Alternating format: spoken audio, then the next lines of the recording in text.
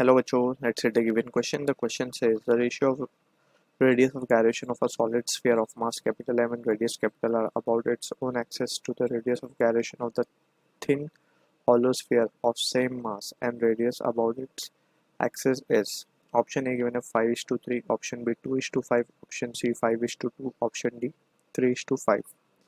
So basically radius of gyration के बारे में हम की concept we will be using, that is radius of gyration. ठीक है, इसको हम डिनोट करते हैं k से and it is given by the expression I equals to mk square, right? So यहाँ पे अगर सिचुएशन एनालाइज करें तो हमारे को पूछा गया है दो चीज़ें हैं यहाँ पे, एक सॉलिड स्फीयर है और एक हॉलो स्फीयर है. ठीक है, तो सबसे पहले इनका रेडियस ऑफ गायरेशन का रेशियो चाहिए हमें, तो यहाँ पे हम लिख देते हैं k for solid sphere upon k for hollow sphere. ठीक है, अब यहाँ पे अगर हम ध्यान से देखें तो इसको हम लिख सकते हैं I अपॉन m. दोनों the ratio of gyration of solid sphere of mass m and radius r about its own axis to the radius of gyration of same mass and radius. अब हमें एक चीज़ यहाँ पे इंपॉर्टेंट बोली गई है, same mass and radius. मास और radius दोनों के क्या है, सेम है.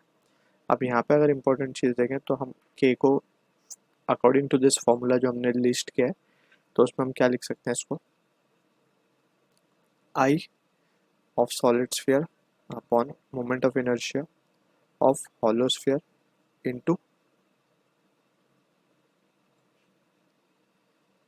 मास. तो क्योंकि सेम है दोनों का तो मास के लिए हम कोई रिलेशन यूज़ नहीं कर रहे डायरेक्ट, हम यहाँ पे सिर्फ मोमेंट ऑफ इनर्शिया का रिलेशन यूज़ कर रहे हैं.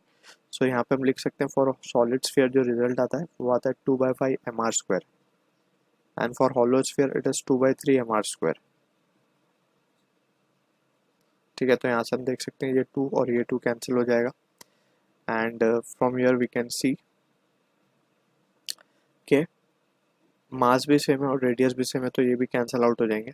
सो just the result we will be getting is, so यहाँ पे जो रिजल्ट आ रहा है हमारे पास that we can see it is coming out to be √3:5. So from the options given none of the options are matching from this, so this is और we can say this might be a bonus type question. तो यहाँ पे जो correct answer होगा वो होगा √3:5. So I hope you understood the solution. All the best.